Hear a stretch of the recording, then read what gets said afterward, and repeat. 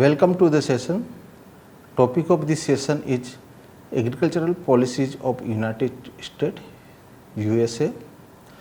We are aware that there is a difference between the resource availability, technology institutions, technological innovations and the institutional infrastructure between the different country, particularly the developed countries or developing country.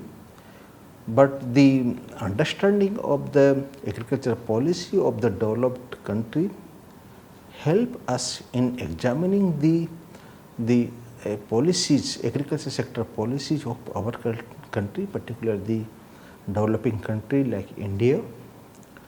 It help us the examining the agriculture policy of the developed countries. They help us in identifying the policy objectives, policy agenda, policy instruments and the implementation methods.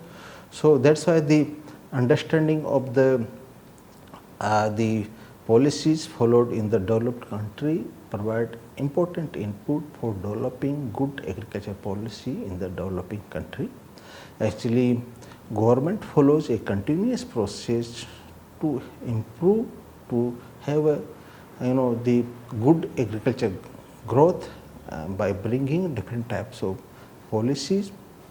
A major aims is to provide the food security or nutritional security or provide the remunerative prices to the farmers in the developing country, and for that purpose different types of policies are followed, like providing some price support, providing some input subsidies, developing the rural infrastructures, road, irrigation and providing the financial support to the farmers by making available the credit or finance to the farmers for adoption of the new technology or for using the input. So different types of policies we follow in the developed country and in developing country. So basically in this session we will be understanding the agriculture policies followed in the United States of America, how agriculture policy started in the USA and then how it changed over the period of time. So, and we will also understand a little bit about the agriculture scenario of the United States in this session. So, when we talk about the United States agriculture policy or farm policy, generally they follow a 5-year legislative cycle that produces a wide ranging farm bills. So, farm bills or the farm acts, basically they govern programs related to the farming, food and nutrition and rural communities, and also they cover the aspects of bioenergy or forestry also in the agriculture policy. Let us first understand the role of agriculture in the US economy. And when we talk about the the workforce employed in agriculture, and when we talk about the agriculture GDP as a share of total GDP, we will find the role of agriculture is declining over the period of time.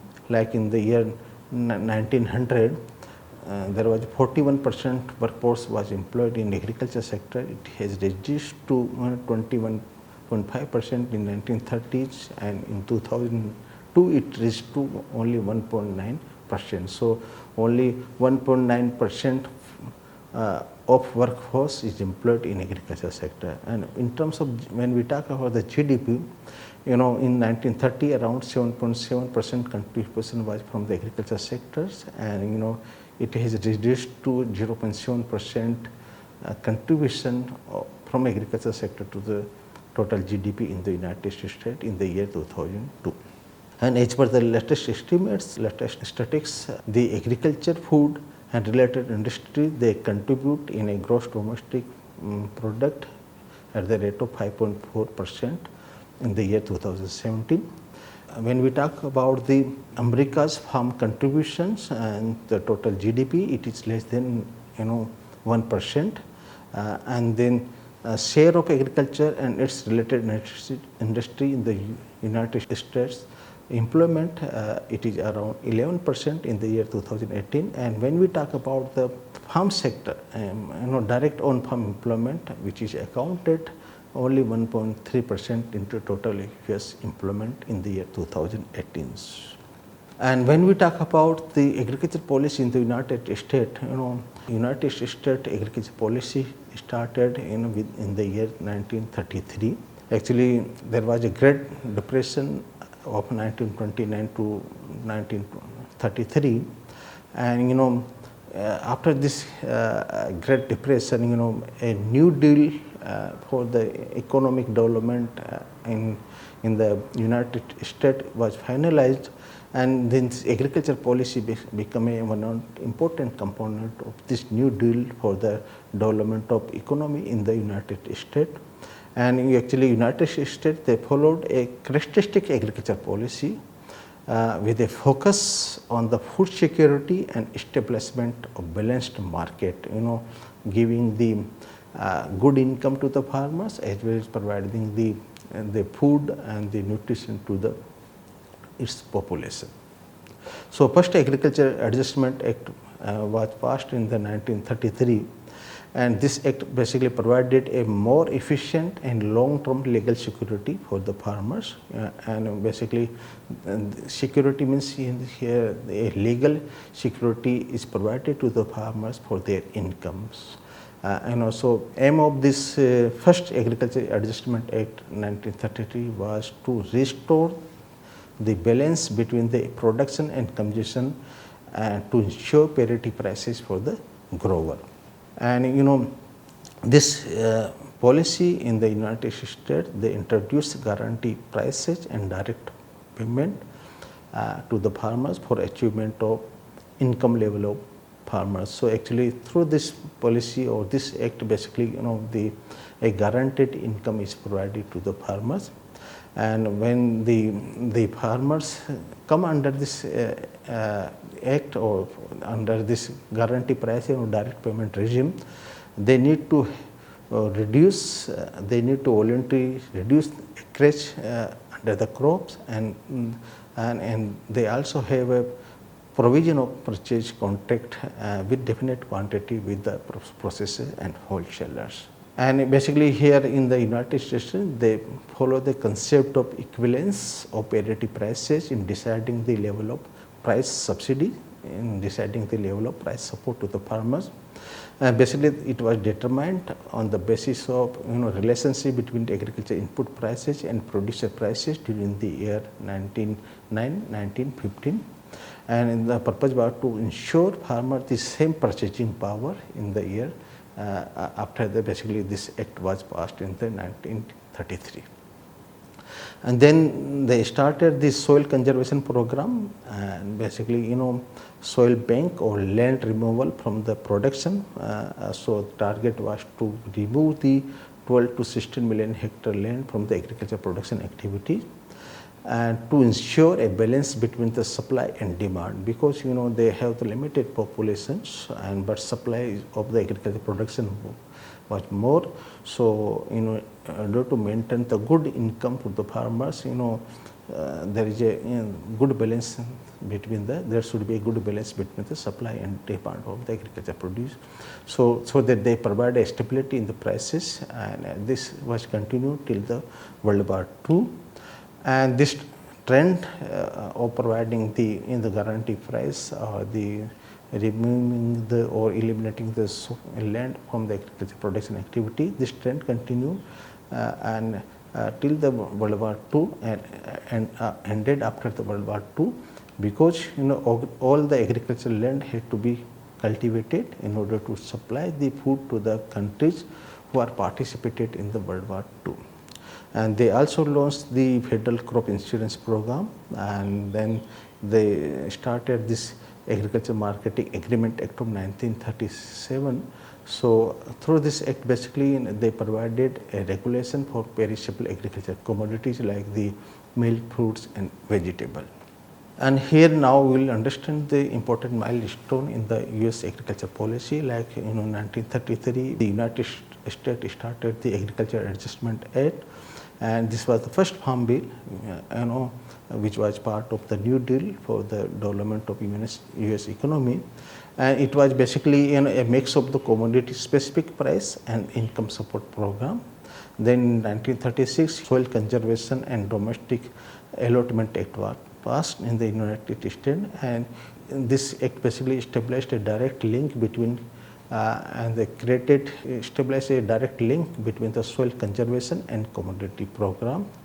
And in 1949, new Agriculture Act was passed, and it was basically a permanent laws for price and income supports and also for acreage allotment. So in 1949, they have passed a permanent laws. So all the laws after 1949, they were basically amendment to this 1949 Agriculture Act. In 1954, there was an Agriculture Act. Basically, this act introduced flexible price support to commodity programs, and in 1956, again Agriculture Act, which established a soil bank, which introduced the use of conservation reserve in addition to the acreage control for supply management. So, but this program ended after only 2 years. And in 1965, Food and Agriculture Act was passed, and this 1965 Act basically introduced new income support payment in combination with the reduced price support and continued supply control. In 1970, there was the Agriculture Act again, and here in this 1970 Act, basically first time in the US agriculture policy, the component on rural development was included in the Farm Bill. In 1973, Agriculture and Consumer Protection was passed, which introduced the target price and deficiency payment to replace the price support. So first time actually they have brought the concept of the target price, and if the market price is less than the target price, the farmers is paid the deficiency payment, and so actually it was also coupled with the low commodity loan trends to increase the producer reliance on market and allow free movement of the commodity at world prices. So actually, to bring the more open market activity, this act was passed, and if there is farmers are getting less price than the target price, the difference in the prices is paid to the farmers by the government. In 1977, Food and Agriculture Act, actually this was the first inclusion of the title for food stamp and other commodity distribution program in the Farm Bill. So here this food security component came in here, and actually the provision was made to provide the food to the people who are not getting sufficient amount of food. And in 1985, the Food Security Act was passed, and basically it introduced the marketing loan provision to commodity loan program to reduce the loss by allowing repayment of loan at a lower rate when market price fell. Actually, when the farmers they get the marketing loan and if the prices is down, if prices are less, then they are allowed to pay less amount of loan to the bank. And so the purpose of this was to basically to reduce the government held surplus grain. When government directly purchased from the farmer the grain, there was a lot of additional amount of surplus is there with the government. So actually to reduce this surplus grain with the government, this system was adopted. And here again there was a focus on the conservation reserve of the soil.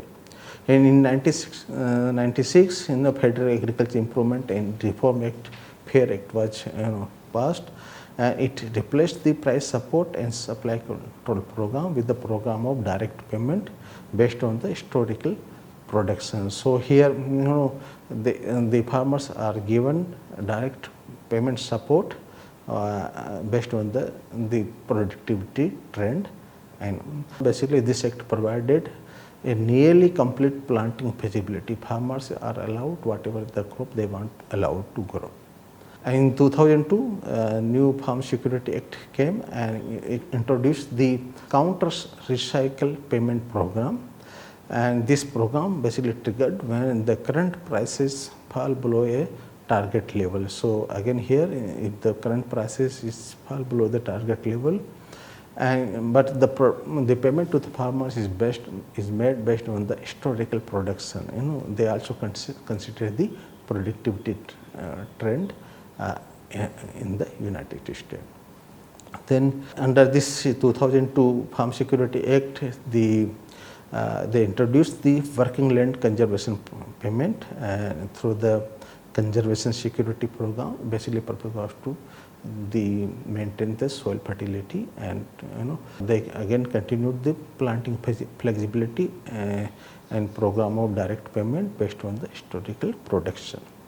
Then the new Food Conservation and Energy Act came in 2008, and in 2014 there was Agriculture Act, and in latest Farm Bill is the Agriculture Improvement Act of 2018, or we may call it 2018 Farm Bill.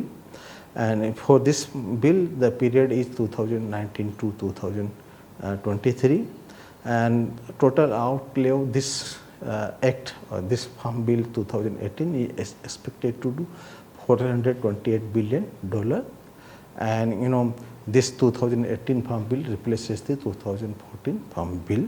And 2018 Farm Bill basically included different type of policy in the area of the commodity program and crop insurance and conservation on agricultural land, the agriculture trade, including foreign food assistance, then nutrition programs, and then farm credit, rural development programs, and then there is a agriculture research support program, then state and private forestry program, and bioenergy program is also there, and then horticulture and organic agriculture program also there in the 2018 Farm Bill. Here we can understand all these different components of the 2018 Farm Bill, and the major changes in the 2014 and 2018 bill is that this new 2018 bill basically different programs are expanded for the trade, research, extension, the energy and the specialty crops, the organic agriculture, local and regional food, and also they have special programs for the beginning of socially disadvantaged or veteran farmers or ranchers. And in 2018 bill, basically the nutrition policy remain almost same, and the crop insurance options and agriculture commodity programs, they continue in 2018, and the all major conservation programs are continued in the 2018 bills, and although there is some changes in the conservation program in 2018.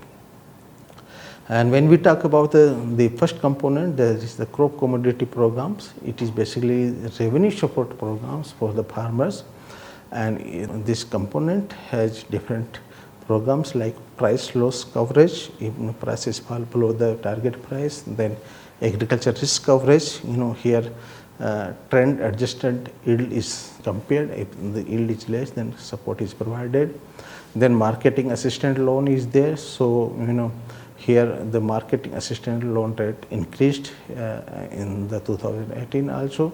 Then dairy margin coverage, DMC program is there. So here the margin protection is provided between the milk prices and feed costs. So there is a sufficient margin should be there for the farmers. Then in the conservation program, there are two types of programs there. One is the working land programs, another is a land retirement and easement program. In the working land programs, support is provided in terms of technical and financial assistance to help farmers to improve land management practices. And in land retirement easement program, the support is provided through the federal payment to private agricultural landowner for accepting permanent or long-term land use restrictions. So if some of the farmers they are asserting that they will not cultivate land for a longer period of time, they will get some payment from the government. In case of the trade programs of 2018 Farm Bill, the international food assistance is provided, is distributed through three main programs. One is Food for Peace. So here emergency and non-emergency food aid is provided to different countries. Then Food for Progress. So agriculture development programs aid is provided to different countries. Then the Make Govern Dole International Food for Education Child Nutrition Program is there. So here school lunch and feeding program support is provided to international community. And for export promotion programs, they have different programs like market access program, foreign market development programs, the emerging market programs, and technical assistance for specialistic crops. So these are the different component is there to promote the export from the United States. And direct credit or export credit guarantee for the promotion of agriculture export to emerging marketing is also available in the United States. In case of the nutrition, the Supplemental Nutrition Assistance Program SNAP is the most important programs and which provide family with their basic nutritional need to get them through the temporary hard times. So if any citizen of the US, if they are finding some problem, they are finding some temporary hard times, they are not having some revenue generation with them, they get this support from the government through this Supplemental Nutrition Assistance Program.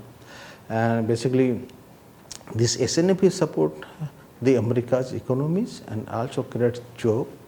And basically criteria is the federal poverty, like we have the below poverty line BPL category. So here the criteria is the federal poverty, and the definition is the family of four cannot make more than $2,633 a month. So if a family of four persons who cannot make this much income, that is the $2,633 per month, they will get support under this Supplemental Nutrition Assistance Program. And the families provided the electronic debt card EBT, and they go to the any shop, they will just get the commodities by using that debt card. And they also have the Food Insecurity Nutrition Incentive FINI grant program. Basically under this program they distribute USDA food to low income households, and they also have the emergency food assistance programs under the nutrition program in the United States. And then they have the credit support programs, and basically when we compare the interest rates, it's very low compared to other countries, other developing countries. So in the US, they have different types of the loan programs. So if I'm operating direct, here in the interest rate is the 1.375%, and for farmers they want the loan from for the farm operating micro loan they are getting, and the interest rate again is 1.375%. And for farm ownership, if they are purchasing some land, and in case of direct, 2.25% is the interest rate. And farm ownership micro loan, if they are getting micro loan, they again 2.25. So actually the interest rate is very low compared to other country in the United States, and these rates are effective from the 1st June 2020. Then rural development program is another component of the 2018 Farm Bill, and basically there is a provision have been created for the broadband deployment in rural areas, and then there are different cases of opioid abuse and rural health, so support is provided for them. And then there is a provision for the business and infrastructure development in the rural areas, and there are different programs for rural housing and community facilities. And then rural business and cooperative program is also there, rural utility program is also there under rural development component of Farm Bill. And in case of the research, there is a high priority research and extension program is being implemented under the Farm Bill. And it has different sub-component, sub-programs like organic agriculture research and extension initiatives, in ORI. Then they have the Specialty Crop Research Institutions, SCRI. Then in the United States, they have 1,890 land grant institutions working in the agriculture sectors, and they have 1,994 tribal college of agriculture who provide the education in the agriculture sectors. And they also have the program for new scholarship programs is there for the students who take the agriculture education. And in the United States, Agriculture Advanced Research and Development Authority, AGADA, is a supreme or apex organization who monitor and coordinate the agriculture research and development activity in the United States. In case of the forestry, the National Forest System land which is managed by the USDA Forest Services. Then public land is managed by the Bureau of Land Management, BLM, which comes under the Department of the Interior. And basically for forestry, there are 3 laws which are operating. One is the Cooperative Forestry Assistance Act, and then another is the Forest and Rangeland Renewable Resource Research Act, and then third is the Healthy Forest Restoration Act is there. In case of energy, they have a very good programs or support for agriculture-based renewable energy. And in case of the horticulture, they're supporting the farming operations in the specialty crops and the certified organic agriculture, and also local food sectors they are providing support. And basically in horticulture sectors, they are promoting the local agriculture market programs, and they are also implementing a program on the National Organic Program, NOP. In case of the crop insurance, subsidized crop insurance policy is provided to the farmers. Basically this insurance schemes cover the yield and revenue losses, and basically index insurance policies are there that trigger an indemnity payment based on the weather conditions. And basically they have Federal Crop Insurance Corporation, FSCI is there, which pay almost 63% of the premium of this insurance schemes, and they provide the support to the farmers in paying the premium of the insurance schemes. And now we can sum up the session that the US United States agriculture policy, they followed basically a characteristics agriculture policy with a focused policy to support the farm income, to provide the protection against the farm price fall, and through different programs. And in the United States, they have the first Agriculture Adjustment Act in 1933, and the focus on the food security and the balanced market. And this act basically provide a long-term security to the farmers in terms of their income or land. And then they had the Agriculture Act of 1949, which further guaranteed the farm incomes, and this 1949 act became a permanent law in the United States agriculture policy. And every 5 years in this permanent law of Agriculture Act of 1949 is amended to incorporate additional component to modify the component of agriculture policy. And the latest the Farm Bill which came in the 2018, that is known as the Agriculture Improvement Act of 2018, which have different component on the community programs, the crop insurance, conservation of the land, the agriculture trade, and nutrition also there, farm credit component is also there, rural development program is also there, agriculture research component is also there, then forestry protection program is also there, the bioenergy and horticulture and organic agriculture promotion program are there in the 2018 Farm Bill. With this, I thank you all.